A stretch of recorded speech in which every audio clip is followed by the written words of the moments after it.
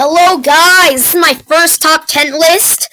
And remember, this is my opinion, not yours, so your opinions on this can vary. But this is just for fun. They aren't really in an order. Kinda. This is just a tribute to one of my favorite games series. So, without further delay, top 10 things I love about Kingdom Hearts. Number 5. The Disney/Final Fantasy character cameos. Now, through Kingdom Hearts, you go to Disney Worlds, and while those are all creative, you get to meet these Disney and Final Fantasy characters. And while they fit in perfectly with the worlds and with meeting the new characters that are main characters in Kingdom Hearts, you meet a lot of them, and you help them complete what their movies are all about. And it isn't. And what's cool about Kingdom Hearts 2 is that when you find these characters, there's new stories for them, or they're trying to do new things. So you have to they're new original things, and you have to help them solve their problems. And they all have really good personality traits that are the same as their Disney and Final Fantasy counterparts. Even the other games like Birth by Sleep have Final Fantasy cameos, and while they don't do much, they're a nice little nod to Square Enix's other creations. Number 4. The graphics. Now, comes to say that the graphics of Kingdom Hearts games, even the DS ones, are amazing. Especially the remixes. For Destiny Island, the water is so real, and the character design for the new characters is so detailed and so expressive. All the expressions look so good. The sadness especially just makes you feel really sad. And the designs of the Keyblades. Those designs for the Keyblades are so good. Some of them are just kind of regular, like Sora's Keyblade, but it's a tutorial one, so it's okay. And there's some that are really nice, like King Mickey's Keyblade. But it's I like how each Keyblade Master has a different Keyblade. It's not just the same one, so it's every Keyblade Master has their own personality, and that goes into their Keyblade. Each Keyblade has their own powers, and each Keyblade does something else, so it gives you incentive to try them all. And honestly, anyway, back to the graphics. The battles and enemies are really good. They're all expressive, Heartless, Nobodies, Dream Eaters, you name it. They're all very expressive. And the backgrounds of the worlds are similar to the ones you know, though they blend in perfectly with Sora. The detailed characters like Sora and Riku and Aqua and Terra and Ventus, they fit in perfectly within less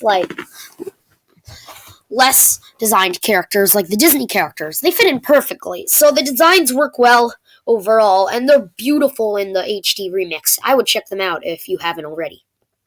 Number 3. The weapons and the action. I've already said that the weapons are very expressive and detailed, but the weapons do have a lot of different traits after you get them. One, you get them all from after completing different Disney worlds, so it's a nice homage to what you visited, so it's not like you forget about it right away. Also, the action is just great. With a Keyblade, you can do magic, you can do slicing, you can do combos.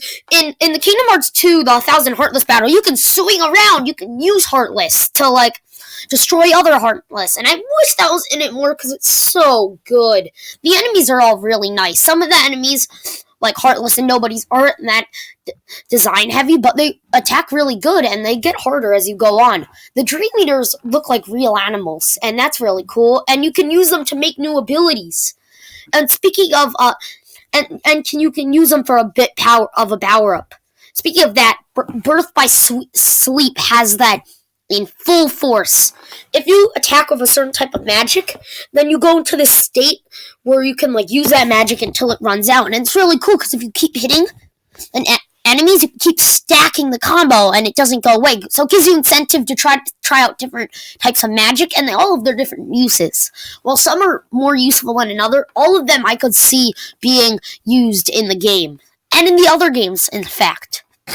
There's also some stuff in the DS games I should mention, honestly, but that isn't that important to the weapons and the action. It just adds a new layer to the gameplay, honestly. So don't take that as a weapon. So honestly, the action is amazing, and the weapons are very diverse and awesome to look at. So I think so. It's not just a keyblade, guys.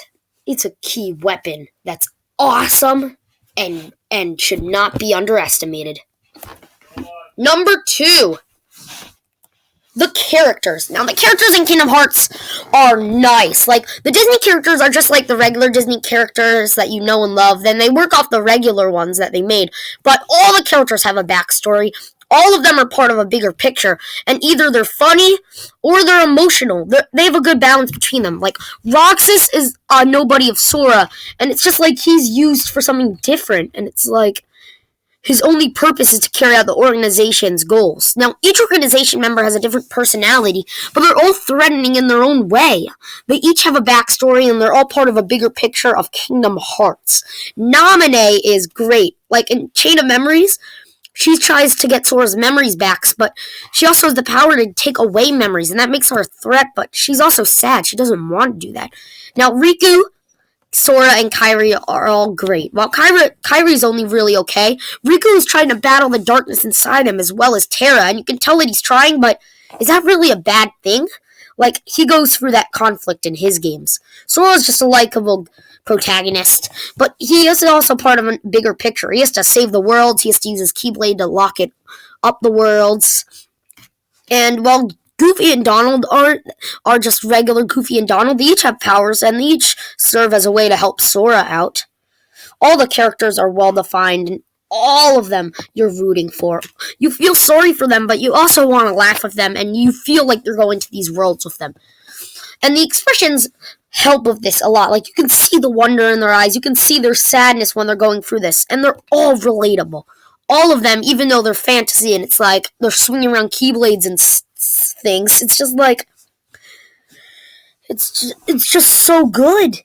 There's nothing more to say. They all are three-dimensional. Like, all the characters are different, and all of them have a different layer to them. All of them have an ounce of likability to them. Even the Organization 13, even though they're the main antagonists. They're the main antagonists, and you can still feel like they're menacing and funny at the same time. They really give Sora a run for his money. But what could top characters that make a story the best? Well, number 1, the story itself. The story of Kingdom Hearts, while confusing to some, is just a story that opens up after you leave Destiny Islands as Sora. It starts off as you trying to go through all the keyholes and lock them and unlock them, but you also get to see the arts of the Keyblade, and you get to see Sora trying to find Kairi and Riku, but like, you get to see all these wonderful characters again. You get to go to all these worlds. That's essentially what Kingdom Hearts is, but it's also about the Keyblades and about like the 13. It's splitting into 20 pieces and the Keyblade War, and all the characters are part of something different, like I said. But the just scale of Kingdom Hearts and the depth of the story in each game, even recoded in 358 over 2 days, even though they're spin-off games, they serve an importance to the plot. They serve importance to those side games, they add more detail into what was explained in the second game so well. And the story leaves you wondering, what does this mean? What does any of this mean? What does this mean? What is this character going to do? And it doesn't leave you frustrated. It leaves you wanting more. It leaves you wanting to know more about what's happening and what's going to happen and how the main characters are going to stop the main mess. It makes you feel like you're invested in the characters, and the story is just rich and atmospheric, and the music sure does help too. So, all in all, I consider the story to be the best thing about Kingdom Hearts. So overall, Kingdom Hearts is a great franchise of awesome characters, a great and gripping story, and animation and effects that are awesome. Now, I hope we'll get Kingdom Hearts 3 soon, but I can't wait for the remakes in a couple days. I'm Sceptile456, signing out.